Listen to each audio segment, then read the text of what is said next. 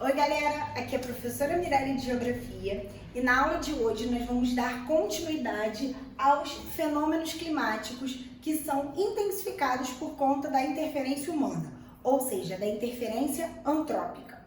Nesse momento nós vamos tratar do efeito estufa associado ao aquecimento global e da ilha de calor. Na aula seguinte falaremos dos demais fenômenos de maior relevância para os vestibulares. Então vamos lá. O efeito estufa. Por que esse efeito estufa ele vem associado ao aquecimento global? Primeira coisa que a gente precisa destacar. Como assim, Mirelle, eles não são sinônimos se os dois tratam do aquecimento da Terra? Vamos lá. Aqui eu fiz um esqueminha para vocês entenderem o que é o efeito estufa. O Sol emite radiação, certo? Essa radiação, ela entra na atmosfera, parte desse calor fica retido na superfície terrestre, parte vai ser refletido. Por que todo o calor que é refletido na superfície terrestre, ele não se dissipa pelo espaço, ele não escapa? Porque aqui existem gases que são chamados de gases estufa e esses gases têm capacidade de reter calor, de absorver calor. Por esse motivo, gente, existe vida na superfície terrestre de forma tão abundante. Com certeza, se não houvesse o efeito estufa, nós viveríamos em temperaturas muito mais baixas do que elas são atualmente e não existiria essa diversidade biótica que nós vemos na superfície terrestre. Tá certo? Então, agora que vocês entenderam o esquema do efeito estufa, vocês já devem ter percebido que ele é um fenômeno benéfico e necessário para a existência de vida. Além disso, o efeito estufa é um fenômeno natural. Isso significa, gente, que não precisa do homem necessariamente para ele acontecer. Mas quais são os gases envolvidos no efeito estufa? Uma coisa que as pessoas costumam reproduzir muito é que o principal responsável pelo efeito estufa é o dióxido de carbono. E essas pessoas estão equivocadas.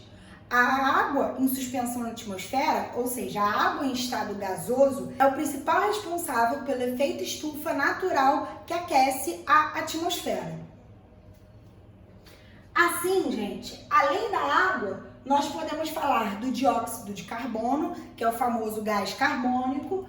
Podemos falar do CH4, que é o metano, que inclusive tem um maior potencial de reter calor do que o dióxido de carbono, o CF6 e o óxido nitroso. Então, só para concluir, nós precisamos frisar que o efeito estufa ele vai ser fundamental para a manutenção do equilíbrio térmico do planeta Terra. Mas, Mirelle, quando isso passa a ser um problema? Isso passa a ser um problema, gente, quando o homem começa a intensificar a emissão dos gases estufa, gerando um desequilíbrio na atmosfera. Se você aumenta muito a emissão de gases que têm capacidade de reter calor, isso significa que essa atmosfera ela vai ficar mais aquecida do que ela deveria. Dessa forma, ocorre o que nós chamamos de aquecimento global.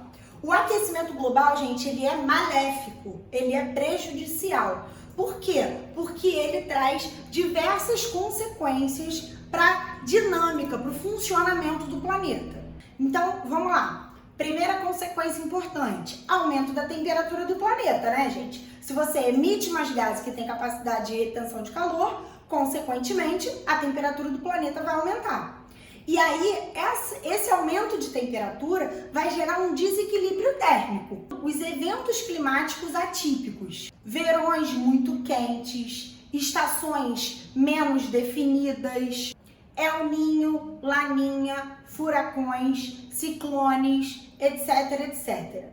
Um outro ponto importante que a gente pode destacar é que o aumento dessa temperatura vai influenciar no derretimento do gelo das calotas polares. Primeira coisa, calota polar não é gelo que está dentro do oceano, não é iceberg. Por quê, gente? Porque o volume do iceberg já está computado dentro do oceano.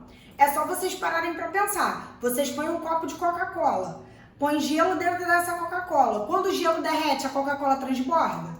Claro que não, né? Então, se a gente está falando de derretimento de calota polar, a gente está falando de derretimento de gelo que está sobre massa continental. E aí isso vai ter um desdobramento. Qual é? O gelo derrete e vai em direção aos mares e oceanos, o que vai fazer com que eles aumentem o seu nível. Se os oceanos eles aumentam de nível, consequentemente, áreas litorâneas vão acabar ficando submersas. E isso influencia diretamente na nossa vida, né, gente? Principalmente nós que moramos no litoral, nós corremos risco de quê? Dessas áreas serem invadidas pelo mar. Um exemplo claro disso é Veneza. Alguns cientistas falam que num espaço curto de tempo, Veneza tende a desaparecer. Assim, um outro desdobramento importante do aquecimento global é a perda de biodiversidade. Por quê? Se você derrete as calotas polares, os animais que estavam acostumados a viver num ambiente de clima muito frio, cercados de gelo, eles vão sofrer com aquele aumento de temperatura, vão acabar morrendo. As áreas que vão ficar submersas também vão acabar tendo uma perda de biodiversidade, porque a vida que vivia ali não estava acostumada a viver embaixo d'água. Mas, por incrível que pareça, o sistema capitalista ele é tão brilhante, talvez tão perverso, que ele consegue tirar algum benefício do aquecimento global. Como assim, Mirella? Alguém pode tirar um benefício disso? Gente, se o gelo derrete e se transforma em mar, isso acaba sugerindo o surgimento de novas rotas marítimas, ou seja, novas rotas que permitem a circulação e o deslocamento de produtos pelo mundo. Além do mais, quando o gelo derrete, alguns recursos minerais eles acabam ficando à amostra, o que acaba influenciando, inclusive, numa disputa geopolítica por quem vai acessar, quem vai desfrutar desses recursos. Mas então, agora que a gente falou das consequências, nós precisamos saber de onde vem essa intensificação de gases estufa, quais são as fontes de emissão. Nós podemos falar da questão do consumo de energia, ou seja, existem algumas fontes de energia que ao serem utilizadas, liberam como resíduo esses gases. Um exemplo disso são os combustíveis fósseis, que acabam movimentando grande parte do sistema capitalista, da vida urbana, da atividade industrial e do deslocamento dos automóveis. Podemos falar também, gente, da atividade pecuária, principalmente a pecuária intensiva, que é aquela que o gado fica confinado. Com o confinamento, nós observamos uma elevada emissão de metano. De onde vem esse metano, Mirelle? Da flatulência do gado, ou seja, do pum dele. Pode parecer brincadeira, mas não é. Como eu falei para vocês, o metano ele tem uma capacidade enorme de retenção de calor. Podemos falar também da agricultura. Mas que tipo de agricultura? O arroz, a rizicultura, ele ocorre em regiões alagadas. Essas regiões alagadas sofrem com um processo chamado eutrofização.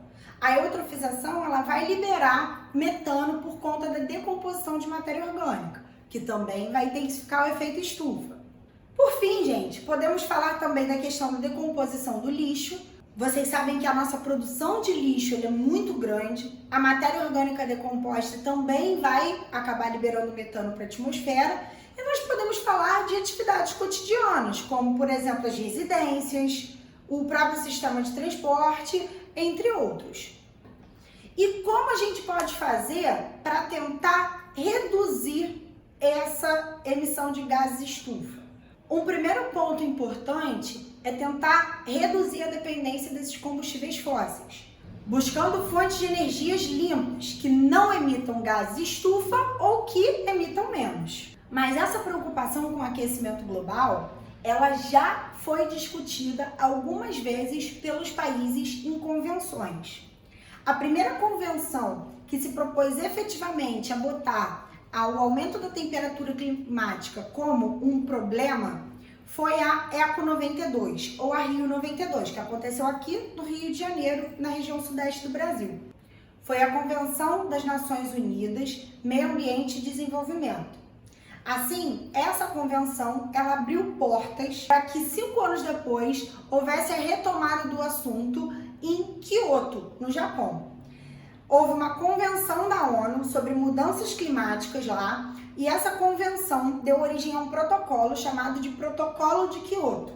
O Protocolo de Kyoto ele é extremamente importante, porque ele é um acordo de redução da emissão dos gases de estufa.